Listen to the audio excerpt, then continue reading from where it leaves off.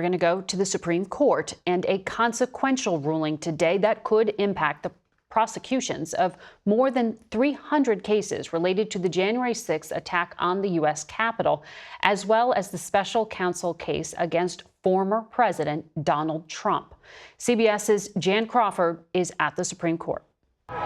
The ruling means prosecutors may have overreached when they charged several hundred January 6 defendants, including former President Donald Trump, with obstruction of an official proceeding. The felony charge, part of a law passed by Congress to address accounting fraud, carries a sentence of up to 20 years in prison.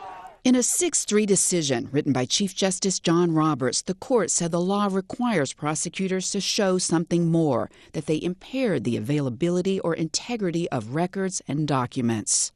Biden appointee Ketanji Brown Jackson joined the conservative majority, with Trump appointee Amy Coney Barrett in dissent with the court's other 2 liberals.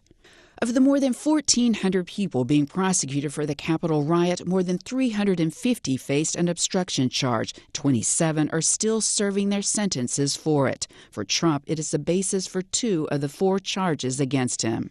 But the decision does not rule out obstruction prosecutions for those defendants who interfered with evidence. For example, certificates for state electors that Congress was counting. Look, today's decision is not a get-out-of-jail-free card for Donald Trump. The charges against Trump, I think, will have to be reevaluated, but that's not to say that the prosecution under this law can't continue.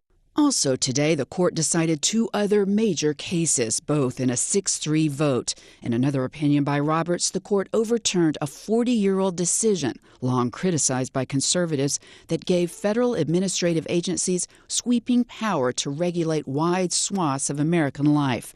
And in a decision by Justice Neil Gorsuch, the court ruled that a town in Oregon could enforce its ban on people sleeping in parks and public spaces, even if they are homeless. Now, the court will return to the bench on Monday to release the last decisions of the term, including that major case on whether Trump can even be prosecuted for his actions around January 6. What, if any, immunity does he have? Margaret?